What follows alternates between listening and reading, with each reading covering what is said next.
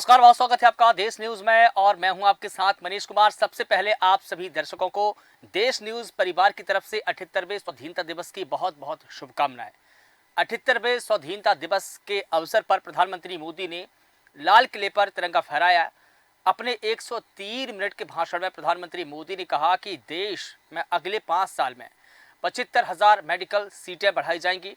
वहीं कोलकाता दुष्कर्म केस में उन्होंने पहली बार बयान दिया। उन्होंने कहा कि ऐसे राक्षसों को फांसी पर लटका दिया जाना चाहिए। बतौर प्रधानमंत्री मोदी ने लगातार 11वीं दफा लाल किले पर झंडा फहराया है। उन्होंने कहा कि आज़ादी के बाद देशवासियों को माई बाप कल्चर से गुजरना पड़ा था। हमने गवर्नेंस के इस मॉडल को बदला है। देश में 75 सालों से कम्युनल सिविल कोड है, अब देश को सेक्युलर सिविल कोड की आवश्यकता है। कुल मिलाकर ये कहा जाए कि अब यूसीसी की तरफ कहीं ना कहीं पीएम मोदी ने संकेत दिया है और हो सकता है कि जल्द ही ये मूर्त रूप भी ले ले। लाल किले पर मुख्य समारोह में शामिल होने से पहले पीएम मोदी ने सुबह राजघाट पर जाकर महात्मा गांधी को श्रद्धांजलि अर्पित की, उनको नमन किया। 78वें स्वतंत्रता दिवस की थीम विकसित भारत के ऊपर रखी गई थी। इसी के तहत स्वतंत्रता के 100वें साल यानी कि साल 2047 तक भारत को विकसित राष्ट्र बनाने का प्रधानमंत्री नरेंद्र मोदी ने लक्ष्य रखा है। पीएम मोदी ने जो बड़ी बातें अपने भाषण में कही है वो बात आपको बता देता हूं। उन्होंने कहा कि परिवारवाद राजनीति में फ्रेश ब्लड जरूरी है। 1 लाख युवाओं को राजनीति में लाना है, ऐसे युवा जिनके परिवार का राजनीतिक बैकग्राउंड नहीं है। इसके अलावा भ्रष्टाचार के ऊपर तमाम बातें कही। उन्होंने कहा कि भ्रष्टाचार का महिमा मंडन नहीं होना चाहिए। ऐसा करने वाले समाज को दूषित करने का बीज बो रहे हैं। भ्रष्टाचारियों से दूरी बनाना सही होता है। देशवासी भ्रष्टाचार की दीमक से परेशान हो चुके हैं। इसके अलावा तीसरी बात उन्होंने ये कही कि यूनिफॉर्म सिविल कोड देश में सेक्युलर सिविल कोड है, कम्युनल सिविल कोड नहीं, जो कानून धर्म के आधार पर देश को बांटते हैं, वो आधुनिक समाज नहीं बनाते हैं। यूनिफॉर्म सिविल कोड से धर्म के आधार पर भेदभाव से मुक्ति मिलेगी। प्रधानमंत्री मोदी ने ये बड़ा बयान दिया। प्रधानमंत्री मोदी ने लाल किले की प्राचीर से अपने संबोधन में सेकुलर सिविल कोड को समय की मांग बताया है। पीएम मोदी ने इस दिशा में कदम बढ़ाने के संकेत दिए हैं। ये उनकी तीसरी बड़ी बात थी। चौथी बड़ी बात है वन नेशन वन इलेक्शन की। देश में बार बार चुनाव प्रगति को रोक रहे हैं, विकास को रोक रहे हैं। वन नेशन वन इलेक्शन के लिए सभी राजनीतिक दल साथ आए, ये पीएम मोदी ने अपील की। इसके अलावा बांग्लादेशी जो हिंसा हुई है उसके ऊपर भी उन्होंने बयान दिया। उन्होंने कहा कि बांग्लादेशी हिंसा हिंदुओं अल्पसंख्यकों की सुरक्षा सुनिश्चित होनी चाहिए। बांग्लादेश की पड़ोसी देश के नाते चिंता होना स्वाभाविक बात है। भारत हमेशा चाहता है कि पड़ोसी देश में शांति हो और वो देश भी शांति के मार्ग पर चले, जैसा कि भारत चल रहा है। छठी बात उन्होंने ये कही कि G20 हमने बाकी देशों से पहले रिन्यूएबल एनर्जी पर काम किया है। हमने सिंगल यूज प्लास्टिक पर बैन लगाया है। भारत 2036 के ओलंपिक का आयोजन करना चाहता है। इसके अलावा सातवीं बात उन्होंने ये कही, कोलकाता दुष्कर्म केस के मामले में उन्होंने कहा कि राक्षसी कृत्य वालों को कड़ी सजा मिले, पापियों में डर पैदा हो। अब इस पूरे मसले को लेकर कांग्रेस नेता पवन खेड़ा ने बयान दिया। उन्होंने कहा कि पीएम मोदी ने बाबा साहेब अंबेडकर के सिविल कोड को कम्युनल कोड बोला है।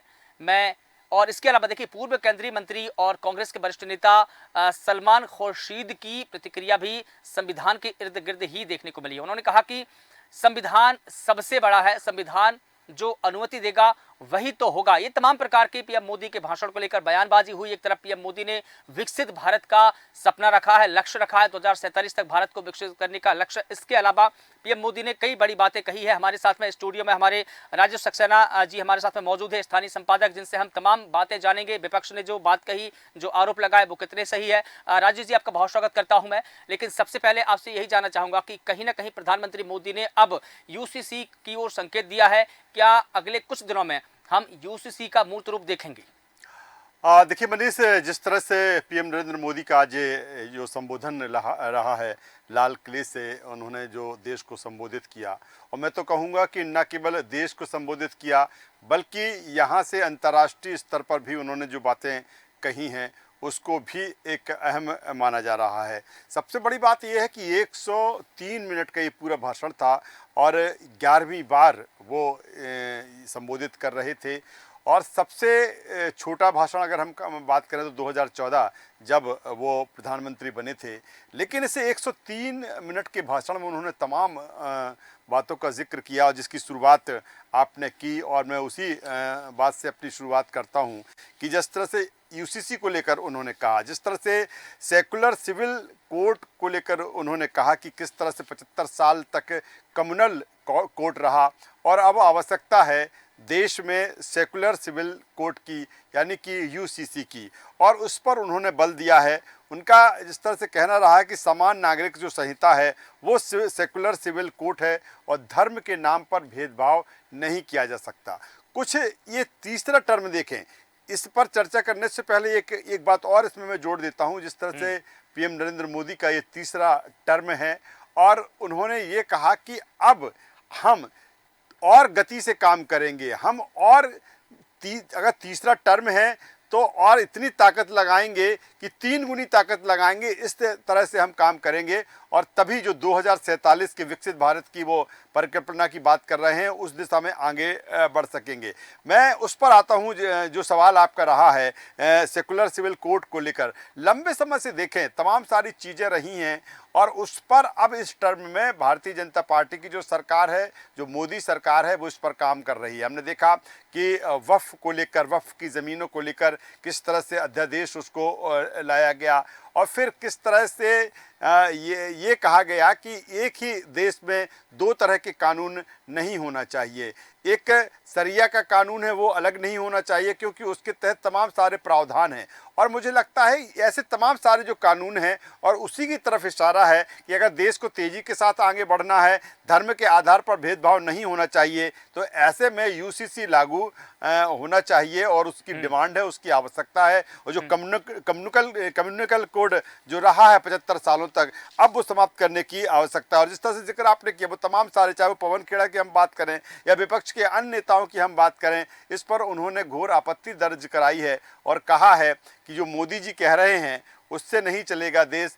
देश तो जो बाबा साहब अंबेडकर ने संविधान बनाया है, संविधान के तहत चलेगा, क्योंकि संविधान को लेकर लगातार जो कांग्रेस है, जो विपक्ष है, मोदी सरकार पर, एनडीए पर लगातार हमलावर रही है और कहती आई है कि कहीं ना कहीं इनके शासन में, इनकी सरकार में जो संविधान है वो खतरे में है। और इसी का उन्होंने हवाला दिया है कि संविधान सबसे बड़ा जो वो अनुमति देगा, यानी कि संविधान में जो प्रावधान हैं वही प्रावधान के तहत चीज़ें लागू होंगी। लेकिन अगर इसके इतर हम बात करें, विपक्ष कह रहे हैं, पवन खेड़ा कह रहे हैं, सलमान खुर्शीद कह रहे हैं, अगर लेकर पीएम नरेंद्र मोदी इस तरह की चीज़ें कह रहे हैं तो कहीं ना कहीं संविधान में संशोधन भी होता है। और मुझे लगता है कि इशारा इसी ओर है कि अगर करेंगे तो संविधान में संशोधन कराएंगे और संशोधन के बाद जिस तरह से वो यूसीसी लागू करने की बात कर रहे हैं, हालांकि पीएम नरेंद्र मोदी इस दिशा में आगे बढ़ चले हैं। इसके पहले भी तमाम तरह की सियासत और राजनीति यूसीसी को लेकर हुई थी, लेकिन उन्होंने 2 टूक कहा है कि अब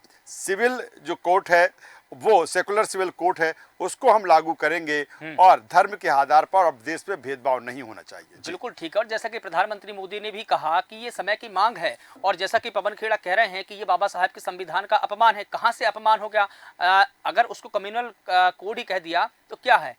सिविल कोड उसका नाम है। अगर पीएम मोदी ने कहा कि कम्युनल, तो कम्युनल का मतलब होता है मास, बहुत, मतलब पूरी जन समुदाय। तो इसमें गलत क्या है? देखिए मुझे लगता है कि मनीष इसके पीछे ठीक है विपक्ष जिस तरह से उसकी व्याख्या कर रहा है कि वो कह रहे हैं कि बाबा साहब अंबेडकर का इसमें अपमान हुआ है क्योंकि उन्होंने इसको कम्युनल सिविल कोड कहा है। कम्युनल सिविल कोड के पीछे कहने का उनका आशा यही था कि 75 सालों से जिस तरह से अधिकांश समय, इन 75 सालों में 60 से 62 साल तो कांग्रेस सत्ता में रही, और जिस तरह से इसको लेकर जो चीज़ें रही हैं, जिस तरह के जो प्रावधान रहे हैं और जिस तरह से कहीं वोट की राजनीति रही है एक वर्ग को खुश करने को लेकर, वो इसी तरह उनका इशारा था। उनका बाबा साहब अंबेडकर की तरफ इशारा नहीं था कम्युनिकल सिविल कोड को लेकर। उनका इशारा जो इस देश में सबसे ज़्यादा जिनकी सरकार रही, कांग्रेस की सरकार रही, उनको लेकर कहा गया कि किस तरह की जो चीज़ें रही हैं, लेकिन अब उन चीज़ों को दुरुस्त होना चाहिए, उन चीज़ों को ठीक होना चाहिए, क्योंकि हम अब बात विकसित भारत की कर रहे हैं। हम बात अब 2047 में जब देश की आज़ादी के 100 साल होंगे, हम उसकी बात कर रहे हैं। और न केवल भारत, बल्कि अगर 2047 की बात हो रही है तो सिर्फ भारत के डेवलपमेंट, भारत के इंफ्रास्ट्रक्चर की बात नहीं हो रही है। भारत किस तरह से विश्व बिरादरी में अपने आप को स्थापित प्रतिस्थापित करता है, किस तरह की चीजें वो करता है, और जो अंतरराष्ट्रीय स्तर की तमाम सारी चीजें हैं, चाहे वो जलवायु पर्यावरण की हम बात करें, तमाम सारी की चीजें हैं, उसका नेतृत्व भारत करना चाहता है। और मुझे लगता है कि इसी दिशा में उनका ये था कि पहले इन चीजों को दुरुस्त किया जाए, भारत में ही जो चीजें हैं उनको एक बेहतर तरीके से आगे बढ़ा जाए, तब हम ये बात कर सकते हैं कि हम कहते हैं कि हमें तीसरी इकोनॉमी की तरफ हम आगे बढ़ रहे हैं। तो तमाम सारी चीजें जो उनको लगता है कि नहीं, ये विकास के काम में जो चीजें बाधक है, कहीं ना कहीं उस गति से हम विकास नहीं कर सकते, इन चीजों को लेकर पहले इस दिशा में काम किया जाए, फिर हम और दिशा में आगे बढ़ेंगे। जी बिल्कुल ठीक है, आपने बिल्कुल ठीक कहा। और देखिए साल 1954 की अगर मैं बात करूं तो खुद बाबा साहब अम्बेडकर उस वक्त हिंदू कोड बिल लेकर आ रहे थे। तो वो हिंदू जो कोड बिल था वो खुद यूसीसी के समान था। वो खुद इस बात के विरोधी रहे हैं कि एक ही देश में दो प्रकार के कानून ना हो, दो निशान ना हो। वो खुद इसका विरोध कर रहे थे और इसी को लेकर के डॉक्टर अम्बेडकर ने 1954 में हिंदू कोड बिल लेकर आए और सबसे ज़्यादा विरोध ही कांग्रेसियों ने किया। जब जो पहले प्रधानमंत्री है पंडित जवाहरलाल नेहरू, उनकी कैबिनेट में पास किया गया तो संसद में रखा गया, तो इस कानून का सबसे ज्यादा विरोधी कांग्रेसियों ने किया है। तो ये बात अलग है कि आज उनके नाम पर ये राजनीति हो रही है और कांग्रेस नेता उनके नाम पर राजनीति कर सकते हैं। अब हम चलिए ठीक है, दूसरे मुद्दे पर बात कर लेते हैं। वन नेशन वन इलेक्शन का जो खाक की बात की है प्रधानमंत्री मोदी ने कि वन नेशन वन इलेक्शन पर हम काम कर रहे हैं, तो क्या लगता है कि इसी टर्म में, पीएम मोदी की इसी टर्म में वन नेशन वन इलेक्शन का जो कानून है वो पारित हो जाएगा? मुझे लगता है कि मनीष, बिल्कुल आने वाले समय में अब जो चुनाव होंगे, वो वन नेशन वन इलेक्शन का जो प्रावधान होगा उसी के तहत होंगे, क्योंकि वो समय की मांग भी है। हालांकि विपक्ष तमाम तरह के सवाल वन नेशन वन इलेक्शन को लेकर उठाता रहा है, लेकिन पीएम नरेंद्र मोदी इसको लेकर दृढ़ संकल्पित हैं। और जिस तरह से, क्योंकि होना भी चाहिए, कि आप देखिए ना कि किस तरह से अब हमने देखा कि इसका ही उदाहरण देखें कि कुछ अभी जब 2023 में कई राज्यों में विधानसभा के चुनाव हुए और ठीक उसके 4 महीने बाद लोकसभा के चुनाव हो जाते हैं।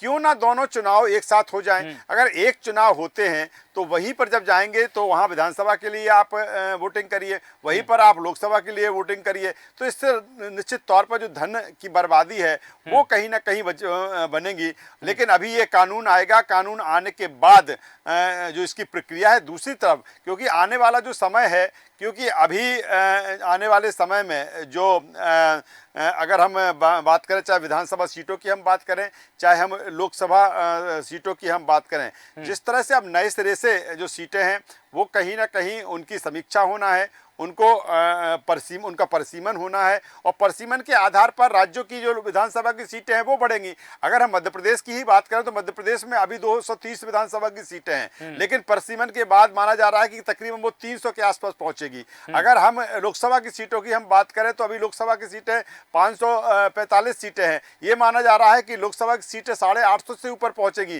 तो मुझे लगता है कि जब ऐसी चीजें होंगी, इस तरह की जब चीजें होंगी, विधानसभा की सीटें बढ़ जाएंगी, लोकसभा की सीटें बढ़ जाएंगी, फिर तो ऐसे में और जरूरत है कि हम वन नेशन वन इलेक्शन की तरफ बढ़े। और मुझे लगता है कि 2028 या 2029 में अब जिस तरह से इलेक्शन होना है, और लेकिन हाँ ये जरूर है कि किस तरह से उनका समन्वय होगा, किस तरह का उनका एडजस्टमेंट होगा, क्योंकि अभी अगर देखा जाए, ठीक है 2023 में जो विधानसभा के चुनाव हुए, और अगर लोकसभा चुनाव की हम बात करें तो अब लोकसभा के चुनाव 2029 में होना है, तो इसका एडजस्टमेंट तो हो सकता है। लेकिन आने वाले समय में अभी देखिए, अभी कई राज्यों में चुनाव हैं, 2027 में माफ कीजिए उत्तर प्रदेश में चुनाव है, 2027 में उत्तर प्रदेश में विधानसभा के चुनाव है, 25 में दिल्ली के चुनाव है। तो कहीं ना कहीं उस समय किस तरह का एडजस्टमेंट होगा ये देखने वाली बात होगी। लेकिन मुझे लगता है कि अब PM Narendra Modi one nation one election की तरफ तेजी के साथ आगे बढ़ेंगे। और जब वो कहते हैं कि हमारा तीसरा टर्म है और हम 3 गुना और गति से काम करेंगे, तो गति के पीछे का ऐसा नहीं कि वो 3 गुना गति से और तेजी से दौड़ने लगेंगे। उसका आशय यही है कि उनके जो स्टेप होंगे, जो उनके डिसीजंस होंगे, बड़े होंगे, कड़क होंगे, भले तमाम सारा तरह का विपक्ष उसका विरोध करे, लेकिन मुझे लगता है कि इस टर्म में उनके जो निर्णय होंगे, इससे पहले भी रहे हैं, लेकिन इस टर्म में उनके निर्णय भी ऐसे होंगे कि निश्चित तौर पर जिनकी जिक्र वो कर रहे हैं वो देखने को मिलेगा। बिल्कुल ठीक। और देखिए आपने भी बिल्कुल ठीक कहा कि जब देश में बार बार चुनाव होते हैं तो भारी भरकम खर्च आता है, देश के ऊपर बोझ आता है, और कहीं ना कहीं ये विकास के मार्ग में रोड़ा तो अटकाता ही है। लेकिन एक सवाल यहाँ पर यह भी खड़ा होता है, जैसा कि पीएम मोदी ने अपील की कि इसके लिए सभी राजनीतिक दल साथ आए, तो क्या लगता है आपको कि सभी जो सियासी पार्टियां हैं वो इसके लिए एक मत होंगी? क्या आम सहमति बनेगी इसके लिए?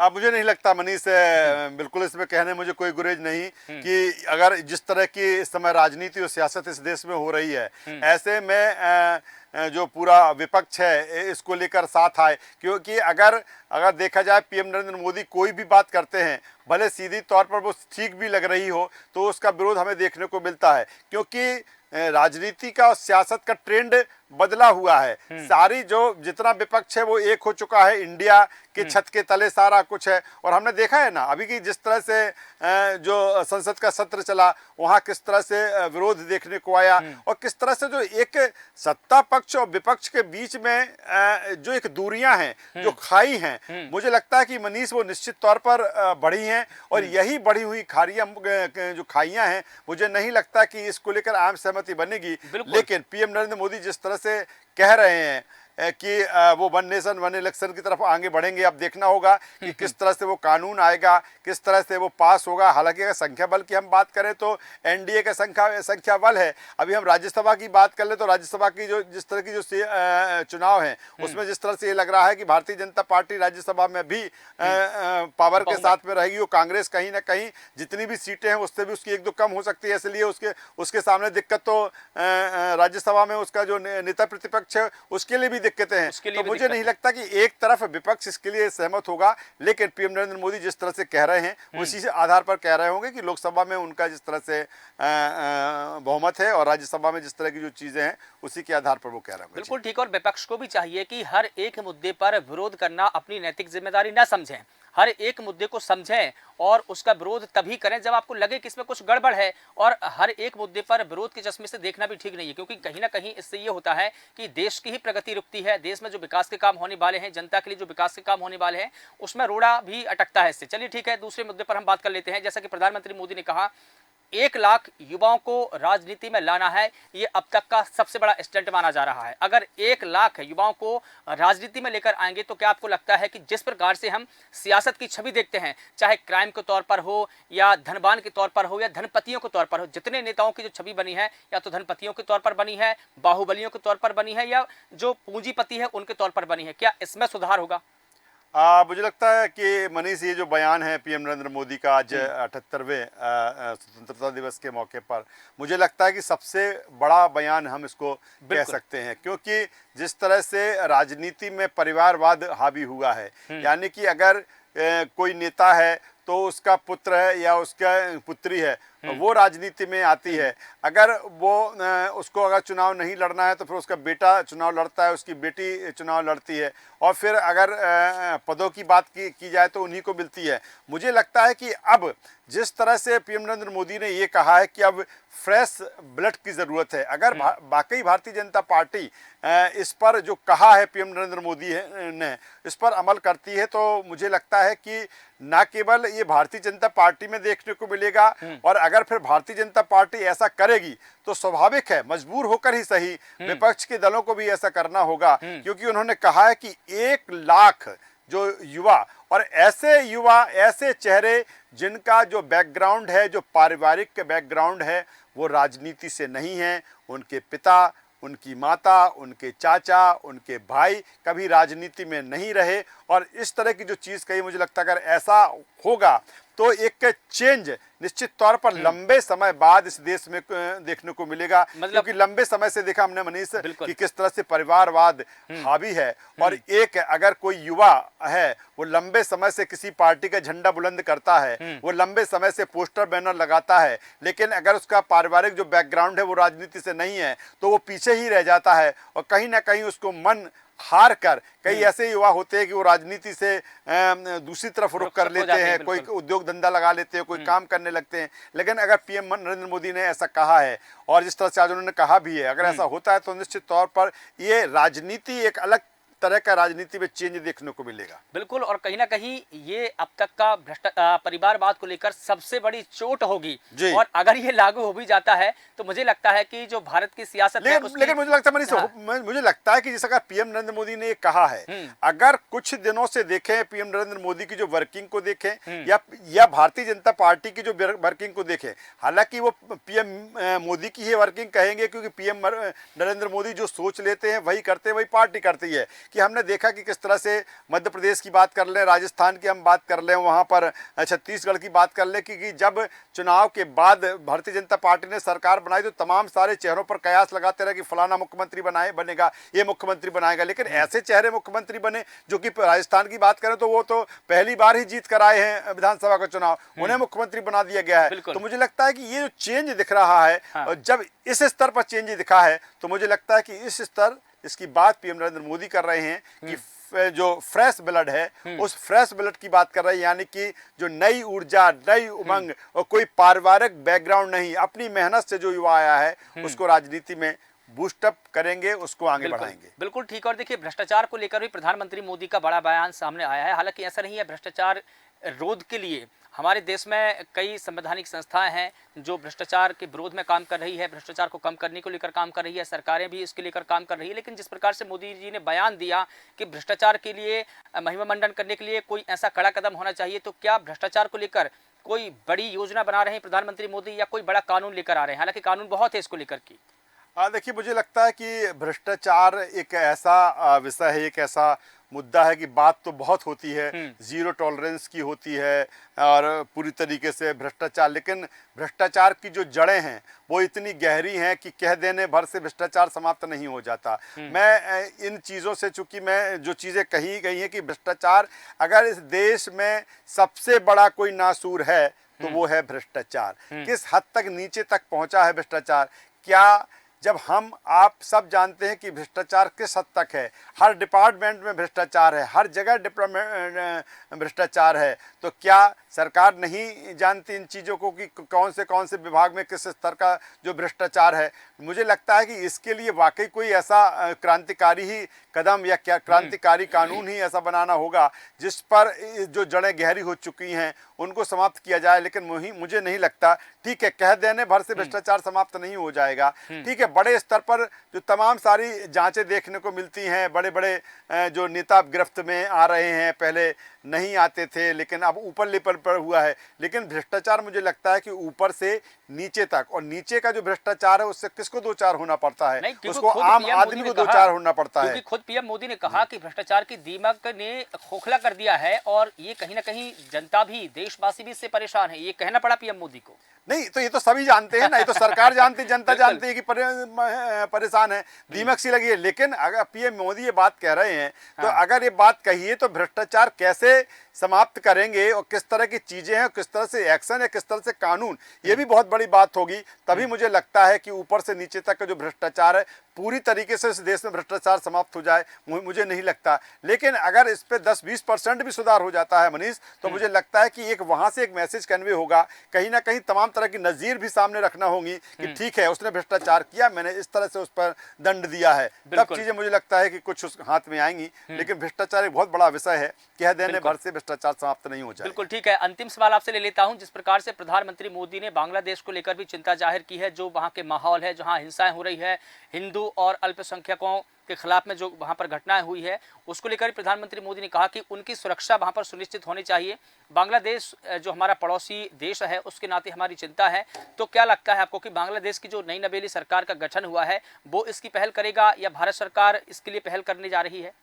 देखिए, अभी जो कुछ मनीष वहाँ पर हुआ है, जिस तरह से अल्पसंख्यकों के साथ जिस तरह की चीज़ें हुई हैं, हिंदुओं के साथ जिस तरह से वहाँ पर हुआ है, जिस तरह से मंदिरों को तोड़ा गया है, कई ऐसे हिंदू हैं जिनको अपनी जान गंवाने पड़ी इस हिंसा में। लेकिन मुझे लगता है कि कहीं ना कहीं, और उसकी अगर हम बात वहाँ की सरकार की बात करें तो उसकी दलील अलग तरह की है, लेकिन कहीं ना कहीं भारत को एक कड़ा मैसेज देना होगा और तभी ये चीज़ें मुझे लगता है रुकेंगी। निश्चित तौर पर पीएम ने इसको लेकर चिंता जाहिर की है। अब देखना होगा कि किस तरह से भारत का एक्शन रहेगा, किस तरह की रणनीति रहेगी बांग्लादेश के साथ में, क्योंकि अभी नई नवेली सरकार वहाँ पर बनी है और किस तरह से आगे देखने वाली बात होगी। लेकिन निश्चित तौर पर उन्होंने कहा है, बांग्लादेश में जो हिंसा हुई है उस पर चिंता व्यक्त की है और कहीं ना कहीं कहा है कि जिस तरह से अल्पसंख्यक हिंदुओं पर जो वहाँ पर हिंसा हुई है उनको सुरक्षा जरूर सुनिश्चित उनकी होना चाहिए। लेकिन मुझे लगता है कि पीएम नरेंद्र मोदी ज़रूर वहाँ की सरकार से बात करेंगे या बात हो चुकी होगी कि किस तरह से अब वहाँ पर जो लोग हैं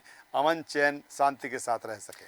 बिल्कुल ठीक है। तो इसी के साथ में इस पूरी परिचर्चा को यहाँ पर विराम देना होगा, वक्त भी हो चला है। तो बता दें कि आज देश 78वां स्वाधीनता दिवस मना रहा है। प्रधानमंत्री नरेंद्र मोदी ने लाल किले की प्राचीर से देशवासियों को संबोधित किया, न सिर्फ संबोधित किया बल्कि देश के विकसित भारत के लिए एक खाका खींचा है। उन्होंने एक लक्ष्य रखा है कि साल 2047 तक एनी हाउ किसी भी तरीके से देश को विकसित राष्ट्र बनाना है। और जिस प्रकार से तमाम बातों का प्रधानमंत्री मोदी ने जिक्र किया है, कहीं ना कहीं उनको लेकर कई प्रकार के मायने निकाले जा रहे हैं, चाहे वो भ्रष्टाचार की बात हो, चाहे वो परिवारवाद की बात हो, या फिर सबसे बड़ा बयान जो 1 लाख युवाओं को राजनीति में लेकर आना हो। तो कहीं ना कहीं देखा जाए कि तीसरे टर्म में प्रधानमंत्री मोदी की रफ्तार उसी प्रकार से चल रही है जिस प्रकार से 2 कार्यकाल में उन्होंने अपनी रफ्तार दिखाई है। फिलहाल देखना होगा कि प्रधानमंत्री मोदी का ये बयान कितना और ज्यादा युवाओं को बल देता है, युवाओं के मनोबल को बल देता है, और कितने युवा इस राजनीति में आएंगे। फिलहाल देश न्यूज के खास कार्यक्रम में बस इतना ही। देश और दुनिया की तमाम बड़ी खबरों के लिए आप लगातार बने रहिए देश न्यूज के साथ। नमस्कार।